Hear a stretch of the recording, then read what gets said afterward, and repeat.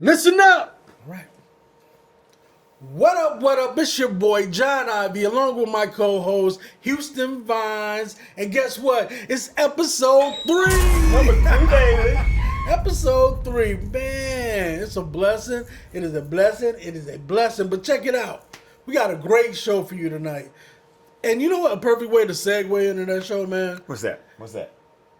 On the way over here, that story you was telling me about Shaquille O'Neal, man. And the general. And the general. And the general. Yes, Yeah. So from what I was reading, and I think he was talking about it himself, so we got to research it, but I'm almost positive. He was telling people that how he got involved with the general. Okay. I think he is part owner of the general now. And he found out when he was in college, I think he said he bought his first hoopty, his first car. I remember that. Yep. I remember. He bought his first car. And he said he had the money, had saved up enough money. He bought the car, but did not realize that he's got to have insurance before he drive off the lot. He didn't have enough money to do all that. He didn't have a whole lot of money. He called around, and a lot of insurance agencies would not take a chance on him, but the general did. And he had to been in his 20s. That's a great story. Man. Yeah. He said he had to be in his 20s when he did it. The general gave him an opportunity, a chance, and he said as he grew, he liked the company. Bro. He liked the chances they gave him. He wanted to be a part of that as it grew. And that's how he ended up becoming part of the ownership. That's why I love Shaq, man. Yeah. I really do. Not only him as a player and just throughout the years. Right. His business IQ is really high, or he has some really smart people behind him. He said he had smart people behind him. See, even you have to have the character to know that you need smarter people behind you. True. So that's why I really like him. So he's a smart guy. He's always himself. Yeah. He hasn't changed who he is, at least for the public. You know, I mean, he keeps it straight and narrow. He still lets you know he can be a little hood by doing his rap music. He can be himself. But he can put on a suit when he need to. And to my first of all, I would like to thank everybody for coming out today. And he do it all, man. He do it all. Do the commercials. Check it, Shaq. He's invested in so much stuff, man, that people don't even know. We're gonna do a show on him one day. Yeah, we should do a show. We're gonna do a part show, talk about Shaq and some of the things that he owned. You know, and another thing I want to do a show about is millionaires and billionaires. I want to do a show on that, man. That makes sense.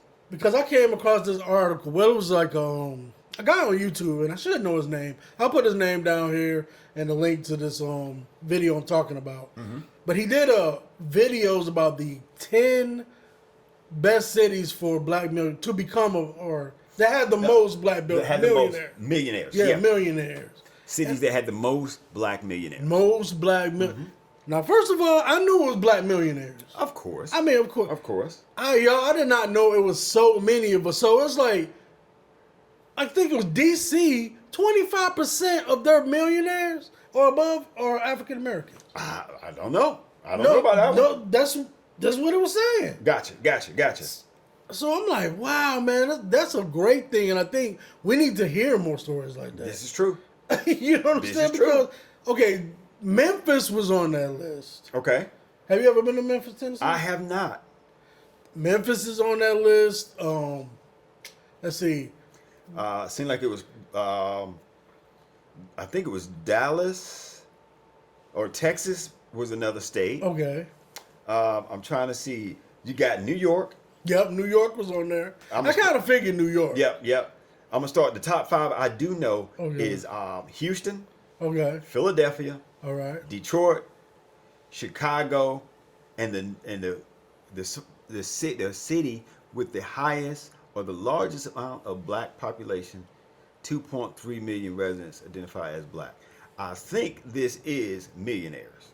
Okay. Well, on this here, his list was slightly different, but it had some of the ones that you have on there. But his list even had, check this out, Mississippi and Alabama. Well, are two.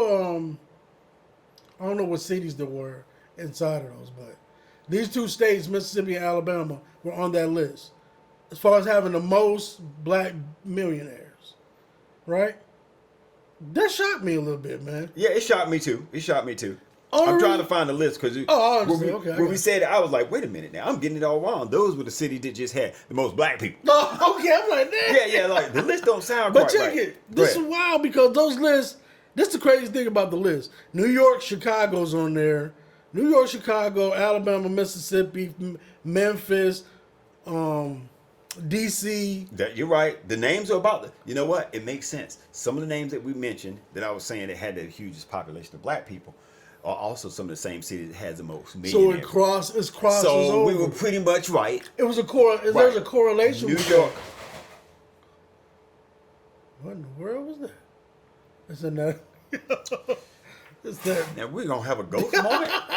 Lord, yo, buddy, lights go out. The other episode. Make sure the lights stay on, bro. Woo! Real footage. We don't know what happened, but we just heard a big bang noise. Ain't nobody supposed to be in here but us.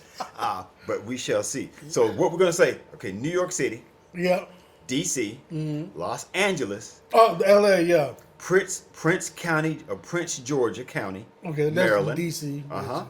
And Atlanta, Georgia. Yeah, Atlanta was the #1 spot that had the most black millionaires with like over 11,000. Right. Now, what got me is that's the most black millionaire, but that don't even include the people making 6 figures. Exactly. Or just living really good.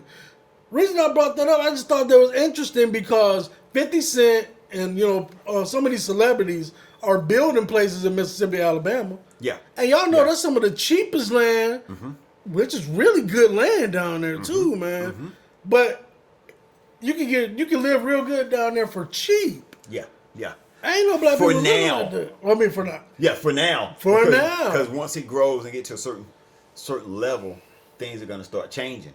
But right now, that's a great place to buy land, great place to kind of grow your business, and then let the money keep coming into you. Because that's what a lot of other people do. I know, man. Okay. So what I thought was weird is that how even some of the bigger cities, though, it's also the most crime, too. So, and you have the most crime and the most number of millionaires as far as in the black community. Right. In the same cities. Oh, this is crossing over this. It got to be something in there about that, man. That's weird to me. Well, you bring a lot of us together sometimes. Yeah, that's true. You do a lot of us together sometime, and you've got some that thrive and grow what they're doing, and then you got some that keep a certain mentality. They still try to stay hood and poverty and crime. So there's going to be a balance. And see, this was coming into this new trend that's going on among some black conservatives. Okay. Is that there's no racism anymore because of this type of statistic. Look, you have a large amount of African Americans in one place. You're gonna have some that be millionaires and then some that be, you know what I'm saying? Yeah. That be in poverty. Right. Is it really about the system or is it something about the culture? You understand what I'm saying? Now, while you're talking, I'm going to do some research because you brought that up. Right. If we look at the number of millionaires in this country, yeah. black, white, Chinese, whatever, and then we put all these black millionaires involved, we're going to realize it's only about 2% of the country. So that's why it's a very small amount. Yeah, it's great to see that and hear that and know that we're doing better. But what does it really mean? Right. What do those demographics really say about the condition that we're in? Right. Now, anybody, this is not a race-based show. Not at all. I'm African American, so I speak about stuff I know about the most. You African American? Well, you know what? That's not even. I thought you were Chinese or something. I might be though. I'm just saying. You never know. That's one of the deep conversations about race. Gotcha. Woo. Another time. And how it's a made-up construct and all that type of stuff. Gotcha. But we ain't going there right now. But I think it's a good thing that we have so many because you only hear about. I'm tired of hearing only the bad stuff about us, man. This is true. It's really driving me crazy. But I kind of understand it now, being in this space that I'm in. Right. People want to hear ratchet stuff sometimes. They do. You understand? And it gets you to a certain point faster. Right. Because it's almost like, okay, if we don't like this type of stuff, why are we so drawn to it? I think that's the nature of people. Yeah. I think it's just the nature of people. Now, whether it's our people more so than others. No, it's the same. It's the same across the board. It's the same across the board because the soap operas and the whole nine, that's what I was saying about demographics on both sides, like soap operas when, our grandparents. and I knew there were white grandparents that watched it as well. It's That's something what I about was- drama that people like. That's what I was saying about the cruise thing is that, yeah, those people are ghetto. But why does it always have to be us? It's some hillbilly somewhere, excuse me, you know what I'm saying? They're acting up like that on somebody's boat right now. This is true. You understand? But we don't see that. You know what I'm saying? We don't see it. Not as much. So it's like, come on. But that's a whole other thing, man. Gotcha. But the thing about it is, Shaq, shout out to you, man. Shout out to the business-minded people. Now, I have something that's real interesting. Another video I came across about a young lady. I don't know how true these things are, guys. I don't know. She has a YouTube channel. She has a lot of followers. She could have staged this whole thing, but I thought it was interesting. Okay? She asked ChatGPT, what would America look like without African Americans, right? What does she have to say? Well, what ChatGPT was pretty much saying is that how the main thing, okay, this is the main, it said a whole bunch of stuff. That was good if you're an African American. About, you know, how much we contributed to certain things and how that would be lost. But the main thing it said that caught my attention is that they said America would lose $1.9 trillion in revenue, or you understand, GDP or whatever they call that. Right. If African Americans did not exist in this society, in America. In America. Not can see that. 1.9 trillion. Well, you know what? That's how much we spend. That I was about to say. It's I a never lot. knew that this was a true. You always heard it. I never knew this was a true facts thing that you had 1.9. In some cases, 2. Right. We have that much buying power. You know, I've heard a lot of politicians, business owners say that we have a huge buying power, and we can use that in a political form if we need to. But we don't do that. You know, we don't really do that. If we like something, we still gonna buy it, even if they talk bad about us. And it goes back to the thing. Okay, you got that much buying power, and we got a lot of black millionaires. Right. We have a lot of affluent African Americans in this country. Don't let people fool y'all. Right. We doing big things. We still doing big things, but it goes to imagery. Right. The stuff that like the imagery, it just has to improve among the culture. That's what I believe.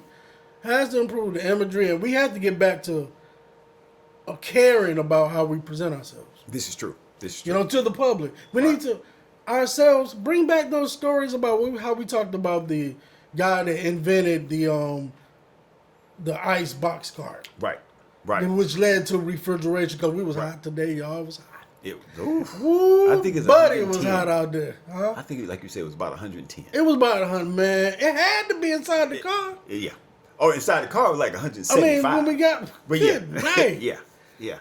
Whew, it was hot. But anyway, if we're doing great things, you know, I think we concentrate more on things like that. Because ratchet people going to be ratchet. Yep. They're going to be ratchet, man. I just don't want it to become a culture of, like a street culture. You know what I'm saying? You can't be all street all the time. You right. They bring me like, have you heard the new Clips album? Yes. Bruh. Yes. Let me start by saying this. Mm-hmm. That album is an instant classic in my mind. That album is classic. It has all the elements of hip hop in these, maybe packaged up real nice. But it's like an art form almost. Yeah. The way it came across when I heard it, I was like, ooh, it's going back to the lyrics. Yeah. Because the beat and the rhythm that they used, it wasn't trying to go all over the place. Yeah. They kept it in the pocket to give the artist that's performing on it his time to shine and just give straight lyrics. Shout out to Pharrell. Pharrell, I slept on you. I always knew you was nice. I don't know how you kept your ear to the streets and the beats in your veins, bro, but you did your thing on them beats, man. Did you hear the hook on some of these songs? Yeah. Yeah, it was nice. I'm like, this nice. Man, the hooks could be their own song. You know what? I'm curious. Do you have a favorite so far, or one that sticks out for you? Honestly, and if you know the title, I don't know if you know the title yet. This segues into what I was just saying previously. Okay. It's called FICO, right? So the song is called FICO, man. Okay. The lyrics is fire. Only thing criticism I would have about the album is the content. Gotcha. It's strictly street hustling, dealing, straight 90s, early 2000s type of street hip hop. Gotcha. You understand what I'm saying? I do.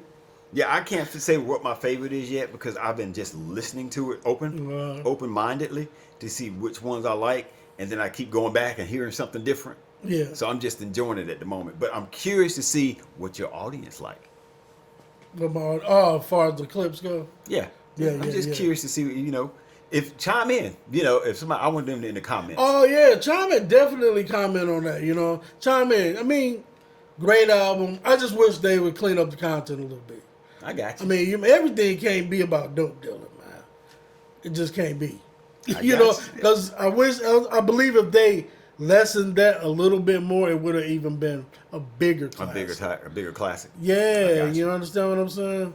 But for what it is, straight Crips. Yo, Hugh. Yes, sir. Man, you ain't gonna believe it. What's going on, man? What's going on? Man, my girl now got caught speeding again. What? She doing 95 and a 25. Oh, yeah, she locked up. Yeah. What I'ma do? I know you called my man already. Who you talking about? TV. Oh, yeah, that's right. TV bail bonding. They'll get you out. Ow! Oh, gosh. I can't even tell. POV. POV was a good one, too. POV was a good one. I mean, they got some strange names, all things considered. It was just interesting. It was like an art entire piece. album. Chains and Whips. Oh, Whips and Chains was all right. Yep. But, man, straight fire. Let me look up the next. So, if y'all haven't gotten it yet, if y'all haven't streamed it, downloaded, whatever, man, get out there and get that Clips. Get that Clips album. It's dope. And I think we all need to buy it. I mean, you can go to YouTube and listen to it. I do. But just go ahead on and spend $9.95, whatever they charge for the album. Go ahead. You'll spend that somewhere else just trying to get something to eat. Just go on and get the album. Just go and get the album. Look, if you got a product or something like that, you're going to have a product one day. A lot of my clients, a lot of people that look at this video right now, they have products. You're going to want people to respect your intellectual property once you open your business. No doubt. So it's best to go ahead and do it now because, you get what you give. There you go. You get what you give, man. So music has changed. Times have changed. Mm-hmm. And have you heard about the Essence Festival? I did not hear about that. You told me about that. Mm-hmm. What's going on with the Essence Festival? Basically, the Africans took over the Essence Festival. Okay. All right. So they saying there was less attendance this year. Gotcha. Because the Africans took over. That's basically the gist of the show. Less attendance. Now, that's what the story is. Right. There was less attendance. People wasn't as involved this year. They say even your girl don't ask no favors. Who she say? I sing that. You sure you okay, bro? Cause you fidgeting. You making me nervous. No, I'm thinking. Oh, okay. I was thinking. I was like trying to think of who's I'm that just name. saying, bro. No, I'm thinking. Like I said, I'm just sitting here thinking, but I'm trying to find stuff as you talk. Oh, okay. Yeah, because I was okay. gonna look up Essence Festival to take a look. Okay. But go ahead. You do your thing. All right. Yeah. So basically, what they were saying, they were talking about Africans came to the are now running the Essence Festival. That don't really sound like credible news because this person, are they living in Africa and running the show from Africa, or are these people that used to live in Africa migrated here, or are they? See, that's what I'm you saying. Understand who knows all this stuff? You know I what couldn't I'm comment because I don't know about that one. I needed to figure that one out with the Essence Festival. Oh yeah, you ain't got to comment on it. I'm telling you about this one. Yeah. So the big question was. This goes into the big argument. This is the argument. Okay. About foundationally black Americans are having an issue with people from traditional Africans, immigrants. Okay. Because the immigrants and us have really two different cultures, which we do. This is true. But they kind of look down on African Americans and talk down on African Americans because we used to be slaves. Right. So this causes a clash between the two parties. Mm-hmm. And as a result of that, African Americans didn't want to support the Essence Festival because it was different than the previous ones. If they put more African and multicultural stuff inside the Essence Festival, which is the essence of Black America. You understand what I'm saying? So you say it's the essence of Black America, not the essence of Black people from around the world. It's the essence, in my view, is the essence of foundationally Black Americans. Right. I get it. You but understand? then when you have someone African based to take it over, people weren't supporting it as much. That's what the rumor is. Okay, gotcha. So, and I can kind of feel that way because it's not the fact that Africans are running it. They changed the programming a little bit. Oh. And not to say that it was a problem because they're African, but they said the services wasn't as good, the setup wasn't as good, stuff wasn't being done on time, all this type of stuff.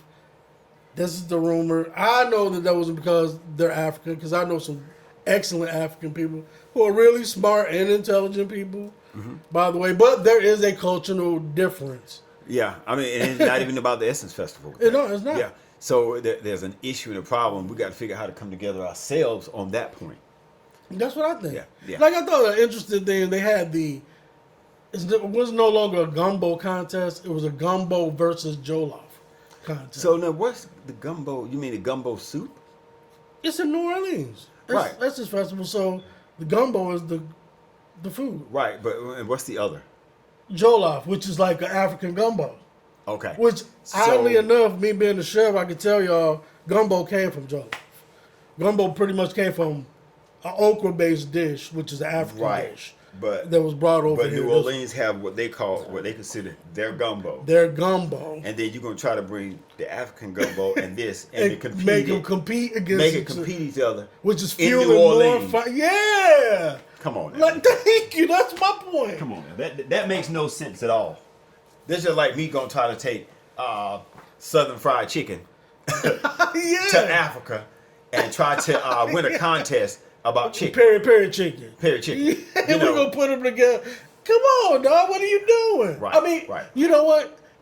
In all fun, it could be done. Yeah, it could be done in all fun as long as the two sides are getting together. But with the tension mounting. So it sounds like with everything else that was going on, this is the last thing you needed to do. That's the last thing. You didn't have the things on time. People wasn't already supporting some of the other things, and then you're going to have a contest like this. And then that's the cherry on top. Gotcha. You know, there are times in life that you need to just chill, relax, and unwind. There's no better way to do that than with a Koja cigar. Click the link below.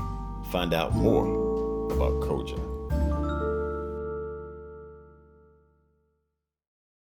What's going on? I mean, but I thought that was an interesting story, though, man. No. It is. I'm gonna go because it goes into it something about branding, and that's the last point that I wanted to reach at. It goes into something about branding versus marketing. This is the importance of that. The person that made that whole marketing plan to do the jollof and gumbo contest, I bet in their heart they really wanted to do that as a uniting. I'm quite sure. The two. It wasn't to bash one or the other. It wasn't to even put those two against each other. Right. They did it in the wrong way. So that might be a project we have to look at from my marketing side. That's what I'm talking about. Right. That's what I'm getting into, the marketing and branding part right now, because that's the importance of knowing the difference between the two. Okay. Right. So, in my opinion, if they wouldn't have made it a contest, more of a I don't know, a taste tasting. A tasting. I'm about to say a taste test or something like that. Even it could be a contest, but call it something different. Right. You understand what I'm saying? In this climate, I think instead of a competition, it was more of sharing of the different tastes in those two. Exactly. What do you like better, A or B? So it's about knowing your demographic. Right. You understand? I don't think the people, if they were a different culture other than ours that took over, I don't think they did their research enough on the marketing side to see how African Americans would react to something like that. Are you really in tune with what the climate that's going on right now with the immigration? And you understand what I'm saying? Africans, they don't care about what you think. Now they're gonna do what they want to do. See, not all of. I mean, now, I'm not saying that in a bad way. Yeah, it's just from them being from Africa, They just like they don't have that stigma on them. They don't have that stigma. They like, we're gonna do this. And this is what we're gonna do. African Americans still have, in my opinion, still post-slave traumatic syndrome. I think there's still ripples of that I think within our community, and it's obvious. I ain't afraid to say it. Right. It's still, it's ripples of that within our community, and I think that contributes to our economic situation. Do you think it's warranted? That's my point. Okay, I'll give you an honest answer. Okay. Just straight up. I think that you're talking about what's warranted? The criticism? Warranted means, in a sense. No, I know what that means. Right. Are you talking about, is it warranted in the sense, is the criticism warranted? Well, I'm saying that we still have issues that we have to be careful with. That in the African American community here, there are things that we may want to do, but we know we can't just jump right out and do it sometimes. Because it's either going to get shot down or looked at in a bad light. By those that do not care for African Americans to keep trying to step up. By the system. By the system. So you think the system might be preventing us from... Mentally, because we think we still have it in our mental. So we're still in our mental slavery. Slavery that, like you said, right now, we're still stuck in the format of going to work every day, spending 40 hours, thinking that's the way you get ahead, when we realizing now that don't really work. Let me break it down to this is my opinion. Yeah, this is my perspective. Look, I believe people don't understand what racism really is. I think that's the point. Okay. I believe that racism is not calling me the N-word. It's not wanting to live next to me. Mm-hmm. It's not wanting your kids to go to school with me or me living in your time. To me, that's not racism. Racism, to me, is when you use your prejudices to deny me of my civil and human rights. When you use those prejudices that you have, I think everybody has a right to be prejudiced. I have the right not to like you because you're wearing that shirt, shirt, or whatever it is. Right. I have the right to say, man, I ain't messing with Houston. I have the right not to like you because you're black. I can be black. Mm-hmm. I have that human, and whether I got the right or not, that's human nature. But what I'm not going to do is use my prejudice against you to deny you from good health care, to deny you from good mental health care, or housing, or fair housing, or equal pay, or I'm not going to use my prejudices. However, I still think if you start a business, you should be able to hire whoever you want to. You should be able to say, look, they're from this community. I don't like them. I don't want them. They don't go fit with my job. I mean, my aura, or my brand. Mm-hmm. I don't want them here. What you shouldn't be able to do is get any type of government subsidy break, tax break, or anything that has to do with any type of funding. If you want to do that. If you want to do that. Because I won't rocking with you until you said that. That's what I'm saying. But that makes sense. If you want to do that. And that's what I'm talking about. You have the freedom to do these things. So don't...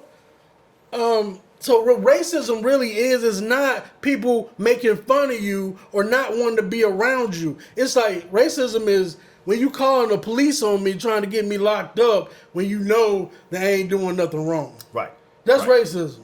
But they look at you doing something wrong because they feel like you shouldn't be there. Yeah. And able to do that. Because they're acting on their emotions then. Racism is an action, bro. Right. It's denying you your rights. Otherwise, you're saying that these people have your life in their hands. And that's true. And to me, that is true racism. Because when someone can have control of if you get a job, if you have able to get assistance in something. Control? What do you mean control, though? If they're able to make a phone call and keep you from getting a job, or they want to act a certain way, like they hired them, now I don't want to be a part of that. I don't want to do any business with them. To me, that's racism. That's racism. That's what I'm saying. That is racism. But then, if you're on a job, and I work next to you, and I'm cool with you, but after work I don't have nothing to do with nobody that look like you, because I don't like you, there ain't nothing wrong with that. Nope. But we come to a point where, look, if you have to ask if somebody is giving you a job and you depend on that job for your livelihood, guess what? They do have something to say. Right. They have some type of say. Right. You understand? Right. Otherwise, go to a different job. I get it. Go to a different job, but you can't compromise who you are. Well, you can because people feel like we have to. But if we own more things within our own communities, if we hire for ourselves, but the argument is, we can't do that because the system is preventing us from I think we preventing ourselves. That's just my No. point of view. I think you're right. I do agree, but there's a fine line because there are some places that we might can order T-shirts. I'm just using that example. Okay. We can order T-shirts. Back in the 60s and 50s and 60s and some 70s, if someone wanted to start a T-shirt business and they started doing, they could sell in the community, but if it starts to get too big, now they want to get it wholesale, the companies ain't gonna sell to them because they were African American. That's racism. That's racism. If you keep me that, okay, I can't buy this building to grow my business, you're gonna go to the bank to make sure I can't get that money. That's racism. No, look, if I got a business and you buy from me, if I supply what you need, I shouldn't have to do business with you. If I want to cut you off during that time period, you should have more than one supplier. This is true. You understand? A man who builds something from his own two hands does not he don't owe nobody nothing. He don't owe the government no tax money. He don't owe you nothing just because you look like him. He owe his family and he owe God. That's the only two people that he owe.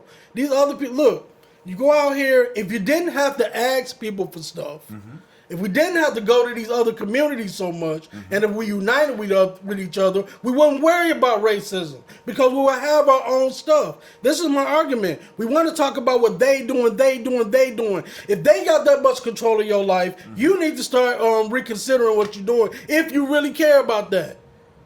Otherwise, stop complaining about them. I agree. But our problem is we can't unite. We can't come together. We want to talk about other cultures. We want to talk about how the Mexicans do and how the Africans do. You know what they don't do? What they do? They stick together. They support each other's businesses. Facts. They don't be talking about, you know what? You go to talk about Africans to another African, they will not. They'll tell you to get out of here. Try it. Try doing the Chinese. Try doing the Mexican people. The only people that indulge in self-hate and that type of talk is us. True.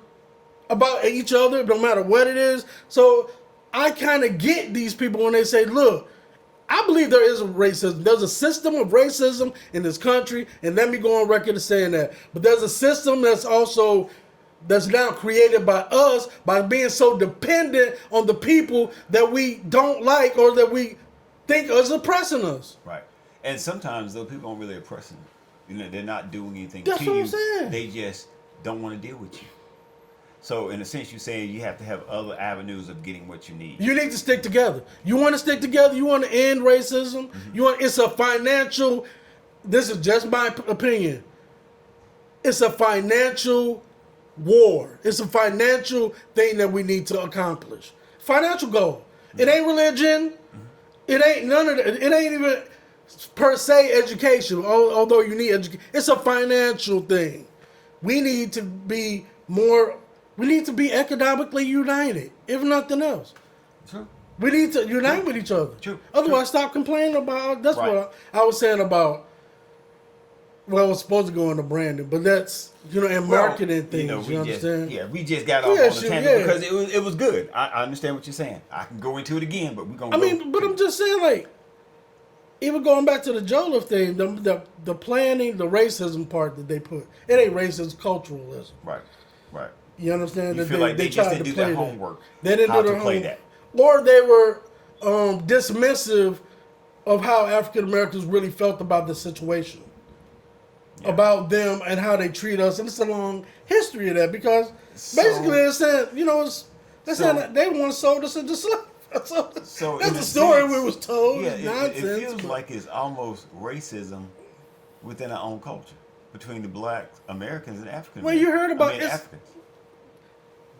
It is. That's exactly what it's culturalism. Race, whatever. Right. You want to call it. That's what it is within our own community. Right. But it didn't just start with them. It started with us too. Yeah. With the brown bag, the churches had you had to be a certain color to get in here. If you wanted a certain color to get in, this all comes back from. That's even post-slavery stuff. Right. This is the condition that slavery. Learned behavior. But we've come to a point right now. But we have to say, okay, this is what worked. They're still playing the same old games. Why aren't we sticking together? That's the answer. Always unity. We ain't getting the message yet. No, you don't got to come to my house and eat dinner. No, I don't have to loan you or borrow you, you know what I'm saying? Right. Money and stuff all the time. But damn, do some business with me, bro. Well, you know what? That makes a lot of sense because sometimes, even today, and with the block exchange is open to everyone, but there are a lot of people that we have not touched bases with yet. You are, and I know I'm not apologizing for speaking up about my Not at all. culture. Not at all. Because it coincides. This is what the block exchange, and I wanted to get this episode out so people can understand what my passion is for the block exchange. Right. No, it's not just a African American people come together. Right. I want all people to understand how this can work. I'm an American. Right. I mean, people can test me on this all day. I'm telling you, I'm heavy in the books. I'm heavy in the study. I don't always put it on all the time. Right. I'm just being free and being my artistic self right now. Right, when it comes to debates and it comes to stuff like that, especially on race, politics, and religion, holler at me, bro. I mean, I'm open to do that off camera. Right, you understand? So just to show you, I'm passionate about my people, but I know it's bigger than that. We got to get. If we want leverage, we need to get this bread up. If we want to get this bread up, we need to start sticking together. That's the unity. The block exchange things, goods, services for equity, for Ideas. anything. You understand what I'm saying? Ideas, growth. Skill sets. Skill set. So no, that makes a lot of sense because to me, if I know this guy over here is good on computers, Yeah. I should be able to use his services, and he's great at it. Yeah. He happens to be African American. Great, beautiful. At the same time, I want other people to know about his services. Yeah. And it doesn't have to stay just in the black community. There's white people that need to use it. There's Oriental people that can use his services. We have to spread the word. Now, where my problem come in is when that business get that money, you can do whatever you want with it. But if you're going to go out and buy Chanel and BMW and another Lexus, you're not solving any problems because you're spending your same money, giving it right back. Giving it right back into. That's why we don't just need to learn. We need an economic system. Right. It has to start from the sourcing. Right. If you want to sell coffee, say you into this really Pan-Africanism or whatever you're into, and you really want to open up that supply chain, source your coffee from Kenya. You understand? You might find a black-owned steamship company to bring it over here. You're going to find a black logistics company to cross the border and get it signed off, a black broker to sign off on it, somebody deliver to your black distribution center where you got black workers on the line bagging and packaging things up, where they send it to the black carrier to take it to the place and to your end customer. That's how you solve this problem. Do you want to just do that just for your culture all the time? No. But we're to the point we got to. What other choice we got? Keep marching? You gonna keep marching? You gonna keep... Don't get me... Come on, man. We gonna keep on coming up where every time one of ours gets shot down in a community that we don't even own? Conversations. Everybody should be invited in these conversations right now. And it shouldn't be about race. Wherever you see injustice anywhere, you should be upset about it. But no matter who doing it. But I'll be damned if I'm going to be a black man in this country and be afraid to talk about the black and disenfranchisement because I don't want my white friends to get upset. Then you shouldn't be my friend. That's how I feel about it. I'm glad I got it out. Oh, yeah. I'm sorry. I thought you should have. Hey. No. You have to. I'm sorry. One, you have to get it out because that's the only way we can fix the problem is just put it out on the table. But I'm noticing a lot of people don't like me talking about that. Like that. Some of the feedback I get, they don't like me. They taking it the wrong way. They taking it, oh, you don't like black people. Do you sell it? I know we better than that. Right. I know we better than that. It's the ones that think they can have it both ways, bruh. Right. You can't have it both ways. You can't be downing us and all this stuff all the time and then talking about how ghetto these people is when you're around your friends, laughing at people for taking a bus and all this stuff, and then turn around and want to be marching every time somebody gets shot down. Come on. It don't make sense. I ain't asking you to agree, but come on, man, something ain't right, man. And then the ones that's out there shooting up everybody in the block and everything, what you gonna do? I mean, what's happening? What's going on? How did it get like this? That we defending these people? True. I understand that we've been through trauma, but come on, we start killing little kids, just killing each other. Unite. Yeah. To me, I'm with you, because to me, if you know there's killing and going on in your community, tell it. I'm just talking about purely economics. You ain't got to like me to do business with me, because Lord knows we don't know who on Walmart right now. Well, you mean you can find out, but who really running it, the board and all that, but you still shop there.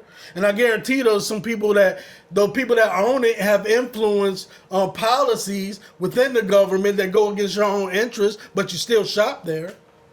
So don't tell me that because you don't like what I'm saying, that you don't feel or the way I'm saying it, that you don't feel where I'm coming from with this. You got to, if you want to solve the problem, it's an economic problem. It's not about social. We're not sociology ourselves to death. We're not praying ourselves to death. We're not did all this stuff to death. And in 2025, we're still talking about equality. This blowing my mind. You equal when you want to be equal. That's what I'm equal. Period. You understand? I don't need to do nothing else. I'm equal. Thank you for joining.